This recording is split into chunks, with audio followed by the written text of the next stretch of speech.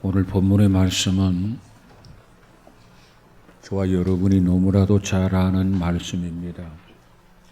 일명 오늘의 이 말씀을 탕자의 비유라 이렇게 이야기하죠. 이 탕자가 집을 떠나기만 하면 무슨 수가 나는 줄 알고 떠났다가 고생만 죽도록 하고 그리고 결국에는 다시 아버지께로 돌아왔다는 그 이야기입니다. 그런데 이 탕자의 이야기가 오늘 우리 현대인들에게는 많은 메시지를 주고 있다는 겁니다. 영국의 다니엘 디포라고 하는 사람이 쓴 로빈슨 크루소라고 하는 책이 있습니다. 이 책을 읽어보면 여기에 나오는 로빈슨 크루소가 어쩌면 그렇게도 성경에 나오는 탕자의 이야기와 흡사한지 아마도 이 다니엘 디포라고 하는 사람이 탕자의 이야기를 생각하면서 쓴 것이 아닌가 그런 생각이 들었습니다. 그래서 이 시간에는 이 다니엘 디포가 썼던 로빈슨 크루소를 한번 생각하면서 오늘의 본문을 좀 나눠보고자 합니다. 1632년 영국의 요크 지방에서 로빈슨 크루소라고 하는 사람이 태어나게 됩니다. 그의 집은 중산층이었습니다. 그는 아주 좋은 부모 밑에서 태어나서 고등교육을 받고 자라나게 됩니다. 그래서 그의 아버지는 그 아들이 장차 법률가가 되는 것이 소망이었습니다. 그러나 그의 크루소는 유년 시절부터 방랑벽이 심했습니다. 날마다 바닷가에 나가 멀리 바라보는 수평선만을 바라보았습니다. 그의 마음속에는 온통 탐험에 대한 욕구만이 가득했습니다. 저곳을 가면은 그곳은 어디일까? 이 중산층으로서 남부럽지 않게 자라고 살았지만은 그는 어쩐지 그 환경만으로는 결코 만족하지를 못했던 겁니다. 그런 나머지 그가 19세 때 마침내 집을 떠나가게 됩니다. 아버지는 제발 떠나지 말고 같이 살자고 강권했음에도 불구하고 그는 아버지를 뿌리치고 집을 떠나고 말았습니다. 그는 런던에 가서 배를 타고 기니아라는 곳으로 가게 됩니다. 그리고 가다가 그는 포로로 잡히게 됩니다. 그때부터 2년 동안 모진 고생을 다 하면서 노예 생활을 하게 됩니다. 그러다가 어느 날 죽기를 각오하고 필사적으로 탈출을 해서 브라질로 가게 됩니다. 이 브라질에 가서 그는 사탕수수를 재배해서 돈을 많이 벌었습니다. 당시로서는 그저 재벌이 되었습니다. 그러자 이제 여유가 생겼습니다. 그래 여유 있어서 즐기기도 해보았고 방탕생활도 해보았습니다. 그런데 그래도 참 만족이 없었습니다. 그래서 1659년 1월에 다시 배를 타고 브라질을 떠나게 됩니다. 가다가 이번에는 큰 풍랑을 만나게 됩니다. 배가 뒤집혔습니다. 갔던 사람들이 모두가 다 죽고 구사일생으로 자기 혼자만 살아남았습니다. 아무도 없는 무인도에서 혼자 살아갑니다. 이때부터 그리스도는 이 고독이 무엇인지, 외로움이 무엇인지, 되씹으면서 쓰라리고 외로운 나날을 살아가게 됩니다. 이때 비로소 로빈슨 크루소는 그 자리에서 아버지를 생각을 합니다. 아버지가 나를 가지 말라고 붙잡았는데 그 만류하던 그 아버지 손을 뿌리치고 도망 나온 자신이 후회하기를 시작합니다. 그리고 그 애틋한 아버지의 사랑을 되뇌이고 합니다. 우리는 그 애틋한 아버지의 사랑을 뭐라고 하느냐? 알레고리카란 노브라 이렇게 이야기합니다. 어느 날 그는 식인종 하나를 만났습니다. 그를 만난 그날이 금요일이라 해서 프라이데이라 이름을 지어주고 그리고 그를 교화시킵니다. 그러면서 그곳에서 죽도록 고생을 하고 구사일생으로 구출이 되어서 고향으로 돌아오게 됩니다. 이것이 바로 로빈슨 크루소의 이야기입니다. 그래서 사람들은 이 로빈슨 크루소의 이야기를 현대판 탕자의 이야기라 이렇게 부릅니다. 오늘 본문에는 탕자의 이야기가 나와 있습니다. 역시 이 탕자도 중산층 가정에서 둘째 아들로 태어나게 됩니다. 그저 남부럽지 않게 살고 있었습니다. 그럼에도 불구하고 탕자는 집이 싫었습니다. 아버지 집을 떠나고 싶었습니다. 언제 아버지 집을 떠나지 하면서 날이면 날마다 열망하던 중에 어느 날 아버지의 만류를 뿌리치고 집을 나가는 결단을 내리게 됩니다. 집을 떠나서 탕진도 해보았습니다. 그리고 방랑도 해보았습니다. 그리고 자기 멋대로 살아보았습니다. 그러다가 가지고 있는 돈을 다 써버렸습니다. 그리고 온갖 교초를 겪게 됩니다. 그때 가서야 탕자는 알레고리카란 러브를 발견하게 됩니다. 아버지가 가지 말라고 만류했는데, 아버지가 떠나지 말라고 붙잡았는데 하면서 아버지의 사랑을 생각합니다. 그러면서 아버지께로 가야지. 이 길만이 내가 살 수 있는 길이다. 그리고 탕자가 아버지께로 돌아갑니다. 그때 아버지는 탕자를 기쁘게 맞아줍니다.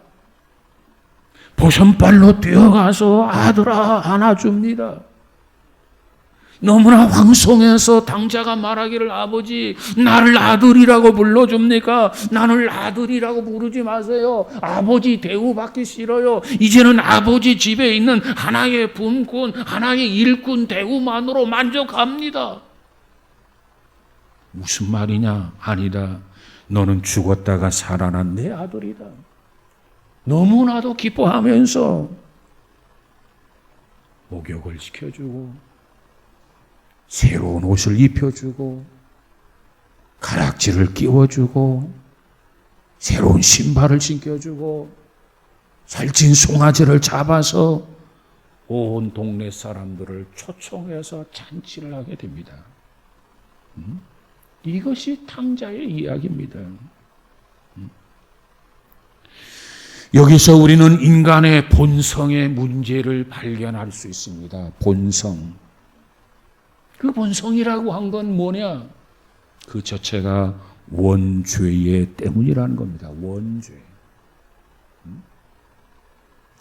죄에는 원죄가 있고 자범죄가 있는데 그 원죄의 문제라는 거예요. 이 탕자도 아버지 집을 떠나고 싶었어요. 아버지 집이 싫었어요. 크루소도 아버지 집이 싫었어요. 아버지 집을 떠나고 싶었어요. 그러던 나머지 정말 아버지 품을 떠났습니다. 그리고 혼자 마음대로 살고 싶었어요. 이제는 마음대로 돌아다니고 마음대로 놀아보고 마음껏 돈도 써보고 마음대로 마시기도 하고 마음대로 놀기도 하고 마음대로 모험도 하고 마음대로 취해보기도 하고 하고 싶었던 모든 것을 다 했습니다. 그것 때문에 아버지 집을 떠난 것이 아니겠습니까? 자, 그런데 이때 아버지가 말렸단 말이에요. 당자의 아버지도 만류하고 이 그루스의 아버지도 한사코 말렸습니다. 집을 떠나면 고생이다. 이 좋은 환경에서 나와 더불어 함께 살자. 그럼에도 불구하고 집을 떠나가게 됩니다. 이처럼 자꾸만 떠나려는 속성을 지닌 인간이 바로 우리 자신들의 모습입니다. 그럼에도 불구하고 만류하면서 정말 안타까워하는 부심은 곧 하나님의 마음입니다. 하나님께서는 자신을 떠나려는 사람들을 붙들고 제발 떠나지 말아라. 제발 떠나지 말고 이곳에 거하라. 그럼에도 불구하고 탕자들은 자꾸만 아버지 곁을 떠나려고 몸부림을 칩니다. 왜 그렇습니까? 이 모두가 다 우리 안에 있는 원죄 때문이라는 겁니다. 원죄. 사람이 하나님 안에서 살다가 범죄하고 하나님의 곁을 떠난 이후 그의 피를 이어받은 사람들은 너나 나나 할 것 없이 모두가 다 아버지의 품을 떠나지 못해서 안달하는 모습이라는 거예요. 어렸을 때는 아이들이 고분고분합니다. 부모의 말도 잘 들어요. 그리고 교회도 잘 다녀요. 그런데 그와 같은 어린 아이들이 이제는 키가 크고 머리가 굵어지면 모두가 탕자처럼 모두가 다 그루스처럼 아버지 집에 머물려고 하지 않는다는 거예요. 이게 문제라. 모두가 다 품을 떠나려고 합니다. 그래서 홀홀 날아보려고 합니다. 그래서 실컷 쏘다녀 보려고 합니다. 마음껏 방탕도 해보고 싶어 합니다. 마음껏 취해보려고 하기도 합니다. 왜 그렇습니까? 모두가 다 원죄의 속성 때문이라는 거예요. 원죄의 속성. 이 당자의 심성이 우리 모두에게 있습니다. 나에게도 이 심성이 있고 여러분에게도 이 심성이 있고 이 탕자의 심성이 모두 우리 안에 잔재하고 있다는 거예요. 주일만 해도 그렇습니다.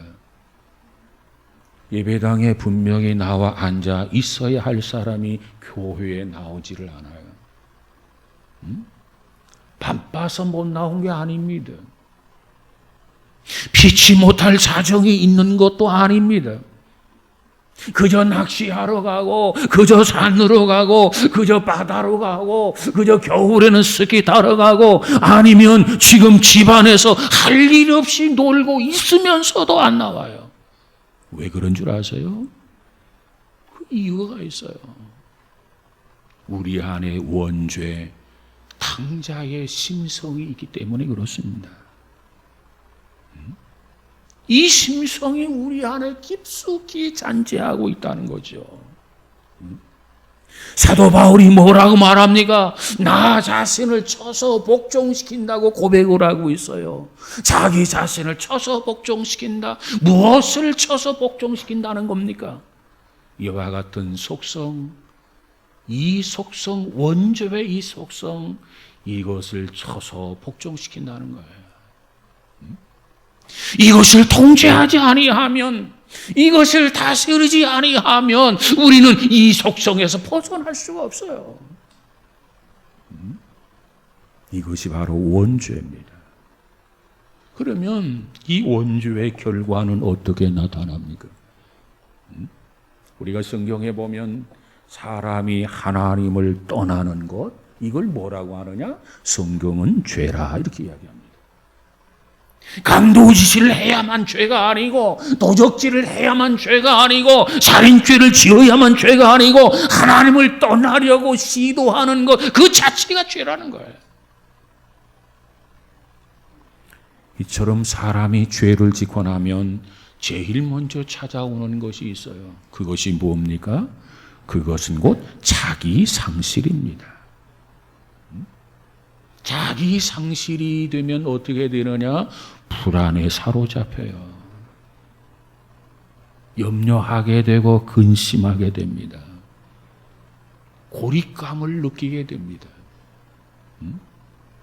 이것들은 모두가 다 소외 현상에서 오는 것들이라는 겁니다. 탕자가 아버지의 간곡한 만류에도 불구하고 뿌리치면서 집을 나섰어요. 집을 나설 때 탕자의 생각은 어떠했습니까? 간섭 없는 아버지 집만 떠나면, 아버지의 품을 떠나기만 하면 재미가 있을 줄 알았어요. 이 집만 나서면 무슨 수가 나는 줄 알았습니다. 거기에는 무한한 자유가 있는 줄 알았습니다. 그렇기 때문에 조금 더 주저하지 아니하고 망설이지 아니하고 아버지의 짐을 떠난 것이 아니겠습니까? 며칠은 재미가 있었습니다. 자유를 만끽했습니다. 싫도록 마셔도 보았습니다. 그래서 취해보기도 했습니다. 화려하게 방탕도 해보았습니다. 그러다가 이 탕자가 돈이 떨어졌습니다. 돈이 떨어지니까 어떻게 됩니까? 친구도 떨어졌습니다. 그때부터 이 탕자에게는 지금까지 겪어보지 못했던 소외감이 찾아오게 됩니다. 이제는 갈 곳이 없습니다. 오라는 곳도 없습니다. 이제는 너무너무 불안합니다. 하루하루 삶의 의미를 잃어버렸습니다. 그리고 마침내 돼지 우리 안에서 잠을 자야 할 처지까지 떨어지고 말았습니다. 너무너무 고생을 하고 있어요. 소유의 자리에서 이제 눈물을 흘립니다. 울부짖습니다. 내가 왜 이 지경이 되었노? 우리 집은 못 사는 집이 아닌데, 우리 집에는 무엇이든 풍족한 집인데, 아버지가 날 끔찍하게 사랑하셨는데 내 모양이 왜 이 모양 이 꼴이 되었는가 하면서 그는 눈물을 흘리면서 울부짖습니다. 그러다가 내가 아버지 집을 떠나온 것이 죄로구나. 그리고 하염없이 그저 눈물을 흘리면서 이제 통곡하게 됩니다. 이게 뭐냐? 이것이 바로 원죄의 결과라고 하는 겁니다. 하나님을 떠난 사람은 누구나 이 같은 고백을 하게 되었습니다. 도스토옙스키가 이 같은 소외감을 뭐라고 했느냐? 이 같은 소외감은 사람이 하나님을 떠나는 순간 찾아오는 것이다. 사람이 집으로부터 탈출할 때 찾아오는 것이다. 이렇게 정의를 내렸습니다. 그래서 도스토옙스키가 카라마조프의 형제들이나 죄의 벌이라고 하는 이 책 속에서 이 같은 인간의 소외 현상을 좀 더 구체적으로 묘사했는데 뭐라고 했냐면, 인간은 본질상 하나님 앞에 무릎을 꿇지 않고는 살아갈 수 없는 존재다 그랬어요. 하나님 앞에 무릎을 꿇고 사는 것, 이것이 인간의 본래의 모습이라는 겁니다. 다시 말하면 하나님 앞에 무릎 꿇고 살도록 하나님께서 인간을 창조하셨다는 거예요. 그러면서 말하기를 이렇게 말합니다. 그럼에도 불구하고 사람이 하나님 앞에 무릎을 꿇지 않으면 다른 무엇인가에 무릎을 꿇어야 한다. 다른 그 무엇. 그러니까 우리가 하나님을 믿고 하나님을 신뢰하고 살아야 되는데 하나님을 믿고 하나님을 신뢰하지 아니하면 하나님 대신 그 어떤 것을 믿고 어떤 것을 신뢰하게 된다는 거예요. 그러면서 뭐라고 하냐면 어떤 사람에게는 그것이 황금일 수 있다. 어떤 사람에게는 그것이 인간의 성일 수도 있다. 그리고 어떤 사람에게는 그것이 인간의 이념일 수도 있다. 다시 말하면 하나님 앞에 무릎을 꿇어야 되는데 하나님 앞에 무릎 꿇지 않는 사람은 황금 앞에 무릎을 꿇고 성 앞에 무릎을 꿇고 인간의 이념이나 이데올로기 앞에 무릎을 꿇게 된다는 겁니다.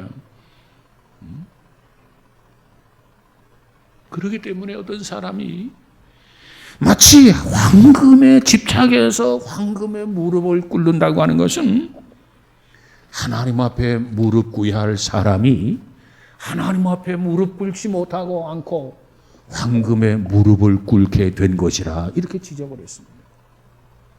어떤 사람이 이념 앞에 무릎을 꿇는 경우는 하나님 앞에 무릎을 꿇어야 되는데 뭘 몰라서 바르게 선택을 못했기 때문에 바로 이념 앞에 무릎 꿇는 자로 전락한다는 겁니다. 그래서 인간은 신 없이는 살 수 없는 존재다.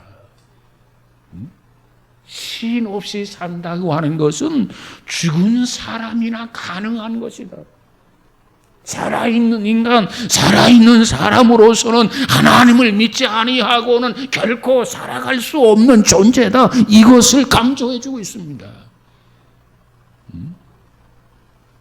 지금 하나님을 알지 못하고 황금에 미쳐서 성에 미쳐서 이념이나 이데올로기에 미쳐 있는 사람은 궁극적으로 하나님을 찾고 있는 사람이라는 것입니다.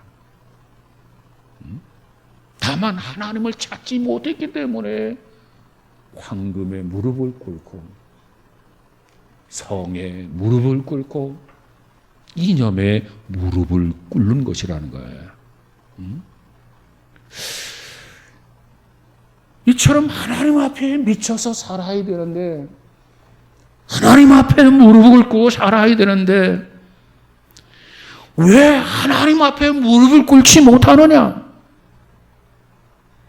하나님을 몰라서 그렇다는 거예요. 하나님을 알지 못해서 그렇다는 겁니다.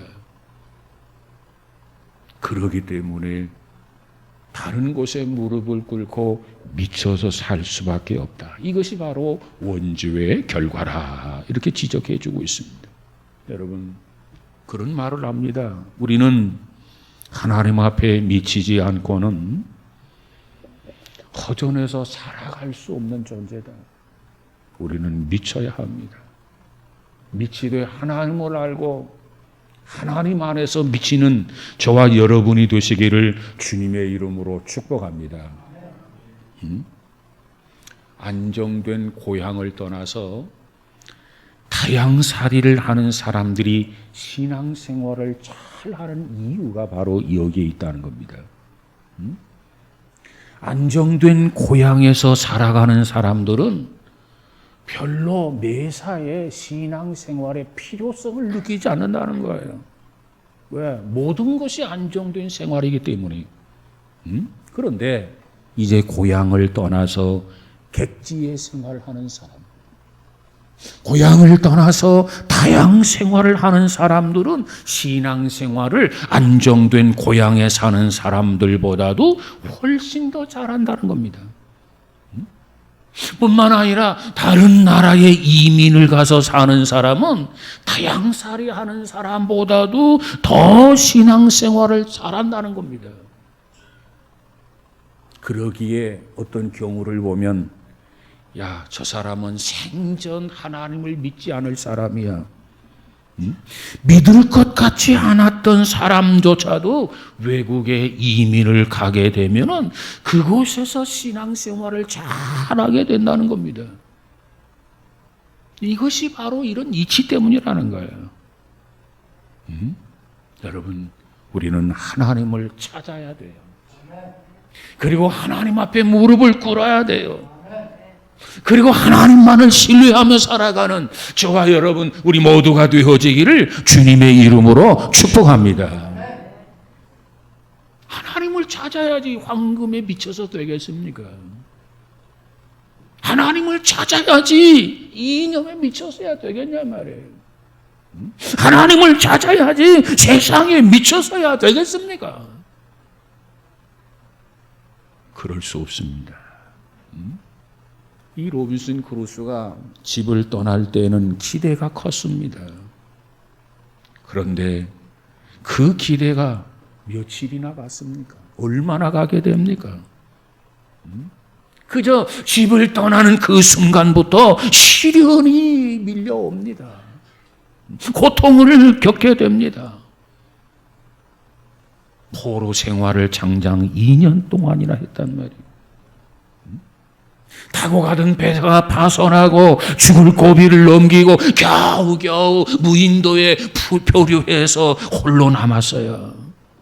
얼마나 외롭습니까? 얼마나 고독합니까? 그러다가 열병에 걸렸어요. 혼수 상태에 빠졌어요. 이 혼수 상태에 빠졌을 때 그 환상 속에서 천사가 나타납니다. 그리고 그루스에게 이렇게 말합니다. 아직도 깨닫지 못하느냐? 혼수 상태에 빠져있는 그루스에게 나타나서 이 천사가 말하기를 아직도 깨닫지 못하느냐? 그 소리가 그루스의 마음 깊숙이 박혔어요. 그 소리에 깜짝 놀랐어요. 잠에서 깨어났어요. 한동안 까마득히 잊어버리고 있었던 성경을 찾아 읽으려고 성경을 찾아요. 그런데 성경이 어디 있는지조차도 기억이 나지 않아요. 찾을 수가 없어요. 그 순간 이 그루스는 무릎을 꿇어요. 그리고 하나님 앞에 목을 놓아 울고 또 하염없이 울었어요. 그러면서 이 그루스가 깨달은 거 한 가지 있습니다. 뭘 깨달았습니까? 이 모든 것이 내가 아버지 집을 떠나온 것, 이곳으로 말미암아 비롯된 것이로구나. 내가 아버지 집을 떠나온 것이 죄로구나. 내가 아버지 말씀을 거역하고 내가 아버지 만류를 어기고 집을 떠나온 것이 무엇보다도 죄구나. 이것을 크루스가 깨달아요. 그리고 나서 큰 소리로 목 놓아 울면서 부르짖어요. 아브라함의 하나님, 이삭의 하나님, 야곱의 하나님, 나는 죄인입니다. 그는 이처럼 회개하면서 눈물을 흘립니다. 그러면서 자기를 만류했던 아버지, 그 아버지의 사랑을 그리워합니다. 그리고 아버지 집으로 돌아가게 됩니다. 이것이 바로 원죄의 결과라고 하는 겁니다. 원죄의 결과는 뭐냐? 사람으로 하여금 고독 속으로 몰아넣습니다. 그런데 이 대목에서 우리들에게 희망을 갖게 하는 부분이 있습니다. 희망을 갖게 하는 부분, 이 상황, 이 환경 속에서 우리에게 희망을 갖게 하는 부분이 있는데 그 부분은 뭐냐? 바로 뉘우침이라는 거예요. 뉘우침. 자기의 잘못을 깨닫는 것, 이것이 바로 희망을 갖게 하는 부분이라는 겁니다. 보세요. 당자가 돼지 우리 안에서 진지하게 생각을 합니다.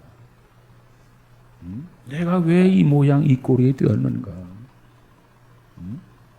아니 내가 어떻게 돼지 우리에서 주염 열매를 맺고 돼지 우리에서 돼지와 함께 잠을 자야만 하겠는가? 내 모습이 왜 이 지경이 되었는가? 진지하게 생각을 합니다. 그러한 나머지 그렇다면 이제 와서 내가 할 수 있는 것이 무엇인가? 그때 당자에게 번뜩 생각이 나는 것이 있었습니다. 그게 뭡니까? 집으로 돌아가는 것이다. 집으로 돌아가야 한다. 이제 집으로 돌아가서 아버지의 뜻을 따라 사는 것이다. 이것이 나에게 주어진 마지막 최상의 삶이라 이런 결론을 내리게 됩니다. 그리고 당자가 집으로 돌아가게 됩니다. 여러분, 얼마나 지혜로운 판단입니까? 더 이상 고집부리지 아니하고, 더 이상 타락하지 아니하고, 더 이상 고생하지 않고 자기의 발길을 집으로 돌렸습니다. 얼마나 다행스러운 일이냐 그 말이에요. 여러분, 우리 사람이 때로는 고민도 하고 때로는 몸부림을 칠 때도 있는데 그것은 바로 살아보려고 하는 의지가 아니겠습니까? 죽은 사람에게는 후회도 없어요. 죽은 사람에게는 고민도 없어요. 죽은 사람에게는 몸부림도 없단 말이죠. 그런데 살아있기 때문에 어떻게든 이 상황을 벗어나야 되겠다. 야, 바르게 살아야 되겠다. 그런 의지를 가지고 고민하고 몸부림을 친 거 아니겠냐 말이에요. 여러분, 젊은이는 돼지 우리 안에 있으면 안 돼요. 그런데 젊은이가 돼지 우리 안에 앉아 있으면서도 고민이 없다면 그건 말이 안 됩니다. 돼지 우리 안에 있으면서 진지한 생각을 하지 않는다면 그건 말이 안 돼요. 여러분, 비록 지금 우리가 앉아 있는 곳이 돼지 우리와 같은 곳이라고 한다면 심각한 고민을 해봐야 됩니다. 몸부림이 있어야 됩니다. 이 상황에서 어떻게 내가 무엇을 해야 할 것인가? 탕자는 진지하게 생각을 했습니다. 그리고 자기 할 일을 깨달았습니다. 그리고 그는 집으로 돌아오게 된 것입니다. 여러분, 이 당자의 이야기가 주는 교훈은 바로 이 대목입니다. 이것이 모든 문제의 해답인 것입니다. 내가 아버지 집을 떠나온 것이 문제로구나. 내가 아버지 집을 떠나온 것이 죄로구나. 그렇다면 이제라도 아버지께로 돌아가야지. 이것이 문제 해답이구나. 그래서 당자는 염치가 없지만, 당자는 부끄럽지만, 이 당자는 죄송하지만 그가 떠나온 집으로 돌아가게 된 것입니다. 로빈슨 크루소는 무인도에 갇혀서 고민을 하다가 결단을 내립니다. 내가 아버지 집을 떠나온 것이 죄로구나. 이것이 문제로구나. 그렇다면 이제라도 돌아가자. 그리고 돌아갑니다. 그리고 로빈슨 크루소가 집으로 돌아와서 이렇게 외치게 됩니다. 뭐라고 외칩니까? 야, 정말 평안한 곳은 내 집뿐이로구나. 이 로빈슨 크루소의 외침이에요. 집을 떠나면 잘 될 줄 알았는데, 집을 떠나면 평안할 줄 알았는데, 집을 떠난 순간마다 그 순간부터 고통이었단 말이에요. 그 모든 것을 경험하고 집으로 돌아와서 야, 평안한 곳은 내 집뿐이로구나. 사람이 살아야 할 곳은 다른 곳이 아니고 내 집이라고 하는 것을 알고서 그는 열심히 씨를 뿌리고 땀을 흘리며 가꾸면서 생의 의미를 찾았다고 하는 이야기입니다. 여러분, 이 세상에서 가장 편안한 곳이 어디라고 생각합니까? 그곳은 바로 내 집입니다. 여기서 말하는 내 집은 무엇입니까? 하나님의 품을 말합니다. 어린아이가 엄마의 품에 안겼을 때 가장 평안한 것처럼 우리는 나의 집, 하나님 품 안이 우리에게 가장 평안함을 주는 것을 믿으시기를 바랍니다. 우리가 성경에 보면 하나님의 곁을 떠나려고 하는 것, 하나님의 품을 떠나려고 하는 것, 이것을 성경은 탈선이라 이렇게 이야기합니다. 탈선하면 평안이 없어요. 탈선하면 진정함이 없어요. 하나님의 집에 머물러 있어야 참 평안함이 주어진단 말이에요. 그렇다면 저와 여러분이 있어야 할 곳은 어디입니까? 그것은 바로 내 아버지 집인 것을 믿으시기를 바랍니다. 이 믿음과 더불어서 이 깨달음을 가지시고 평생 동안 정말 우리가 머물러야 할 장소, 그것은 다름 아닌 아버지 집이요, 아버지 품인 것을 깨닫고 늘 감사하며 하루하루 살아가는 저와 여러분, 우리 모두가 다 되어지기를 주의 이름으로 축복합니다. 기도하십시다. 거룩하신 하나님 감사합니다.